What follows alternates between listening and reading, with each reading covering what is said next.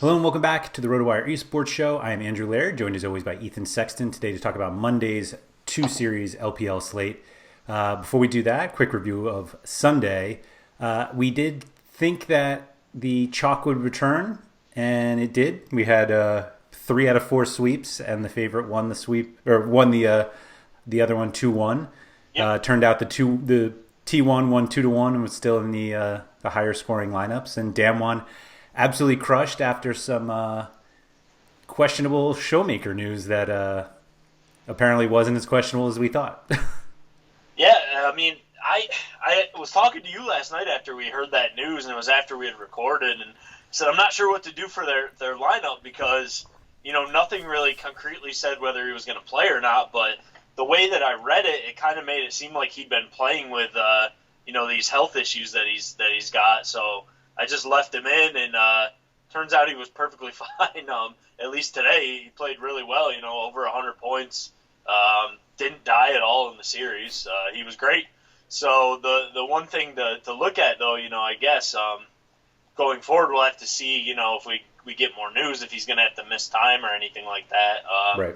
He did play 2 games of Zillion today, which Zillion is a more supportive champion, so maybe that's just something to consider going forward. Maybe he's going to have to play, scale back on really intensive mechanical picks, and he's just going to have to play a bit more supportive for now. But if he's going to score over 100 points, I really don't care what kind of champions he plays. He can play whatever he wants, man. He's an awesome player, so I hope that he's feeling healthy enough, and he's really fun to watch. So it's good when he's playing. So Yeah. It didn't feel. I guess we were talking yesterday that we were concerned that that JDG just plays a little too slow to warrant being like the highest scoring team on the slate. Yeah. 17 and 19 kills in their 2 games. Actually, were outkilled by LGD 26-17 in that second one, and still won that series in a sweep. So that's always a little bizarre to see. But I don't know. The double LCK winners is always. I don't want to say it's a bummer, but you never really get excited about it. Although, in fairness, if you're going to get excited about 2 LCK teams, it's probably these 2 anyway. So I guess I shouldn't feel so bad.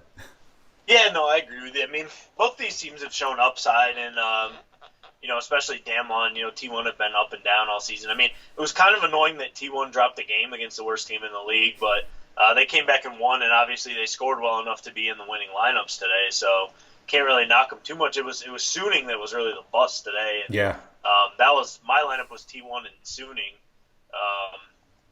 Just because I liked that I could fit double 80 carry that way. And Teddy was great. He was my captain, 165 points in the captain spot, but Suning just did not score well enough to really. I mean, I made a little bit of profit, but, wasn't coming close to really hitting anything major because Suning just did not score well today. Well, yeah, 27 kills in 2 games not gonna get the job done usually. So I think that kind of explains. I guess the funny thing is that Suning ended up putting up the game we thought JDG would. Yeah. Not that JDG crushed like Damwon and T1, but I don't know. It's a weird day for the Chinese teams. Yeah, definitely. I mean, like you said, JDG won game 2 of that series with 7 less kills, and they actually finished the game with a lower gold difference. They were down like 1,000 gold at the end of the game, which is kind of rare to see the winning team be down in gold. I mean, that game 2 was a bit of a confusing one. So JDG, I don't know if they lost that and had to go to a game 3, they might end up scoring, pretty well. But since they swept and only they had 36 kills, which isn't bad, but it just wasn't enough to really get anybody that used them. And especially at their prices, like we talked about yesterday, it wasn't really worth going there today. Right. All right, so looking at this 2-series Monday slate, we've got Invictus Gaming, our big favorites against Victory 5, and then RNG favored against Rare Atom. That one is much closer than I expected. The last time I checked, RNG was minus 174, which I don't know. I guess I just expected them to be. I feel like it's a reflection of the standings more than the quality that I think each side has, and so I don't know. Maybe I also look at it as I just feel like if RNG wins, they're just going to score really well, and if Rare Adam wins, then I just don't expect like huge scores. The fact that you can play RNG and IG together makes me think that's just what everybody's going to do, though. Yeah, I agree with you, man. Looking at this slate, I think like it's going to be a chalk two-gamer. I think I'm expecting both of the favorites to win, and I would expect them both to score pretty well.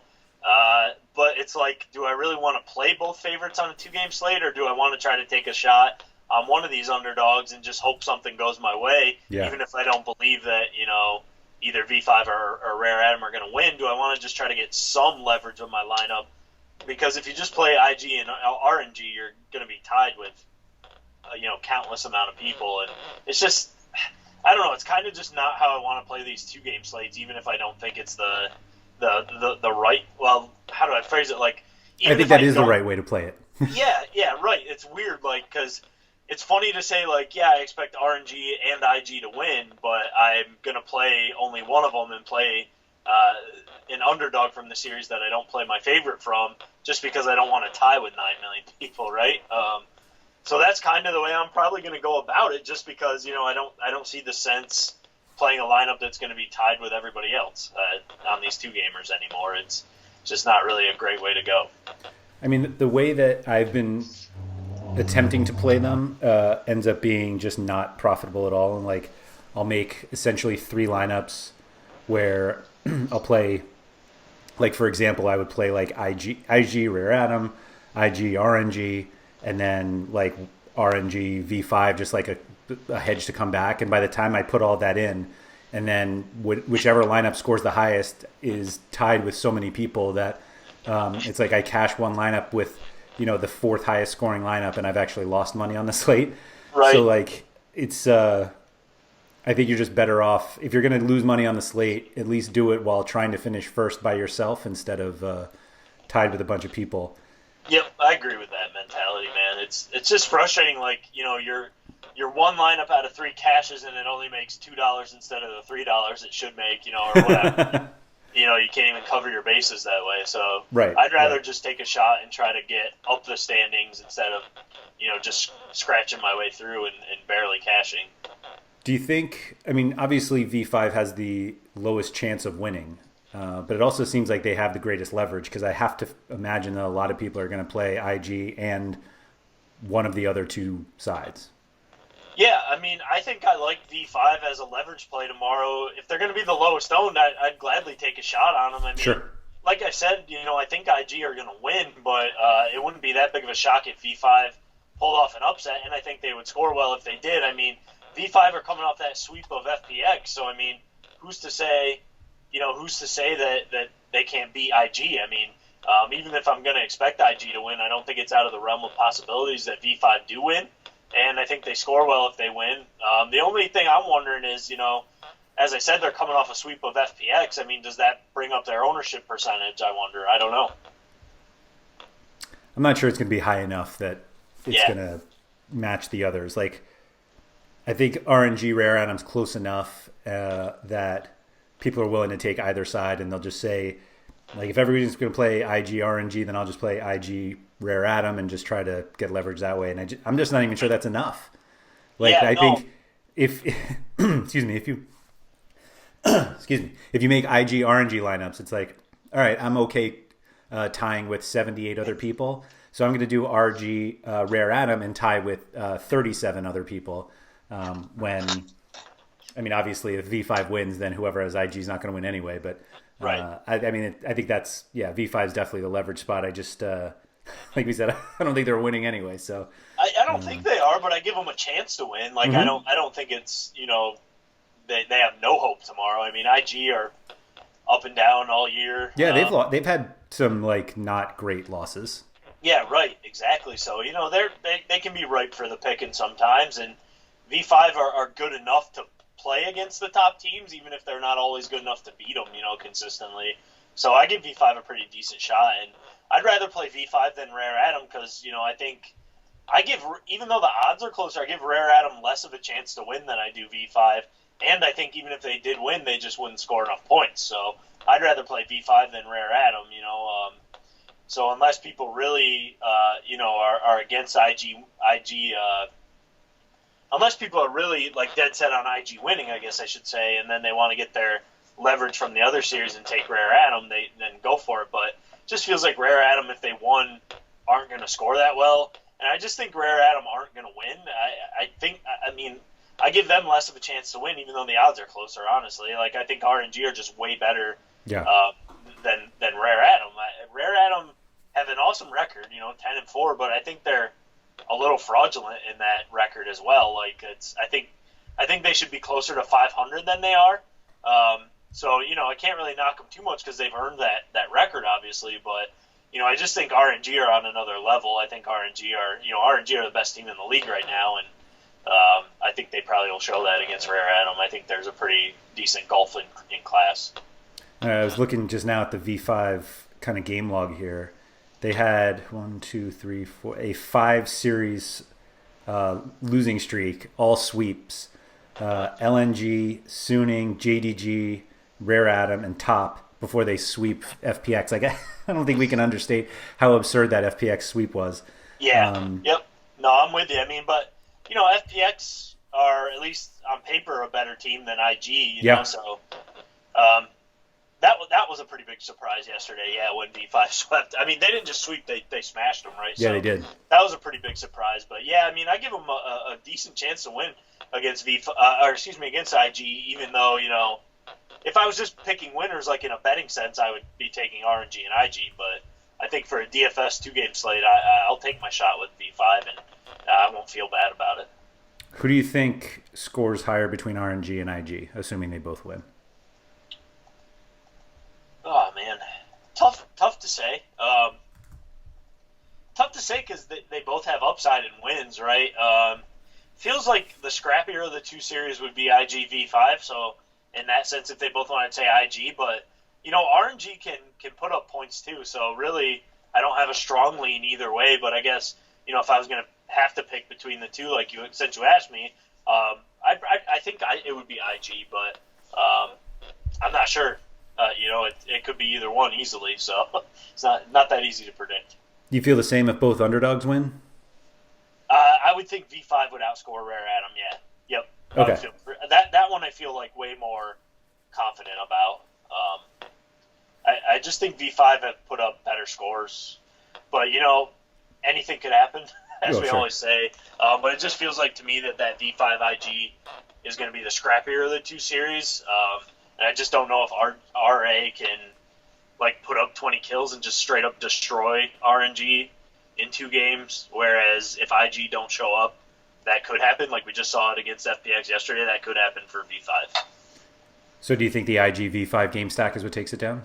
I could see it, honestly. If it goes 3 games, I mean, it definitely could happen. I'm not going to do it.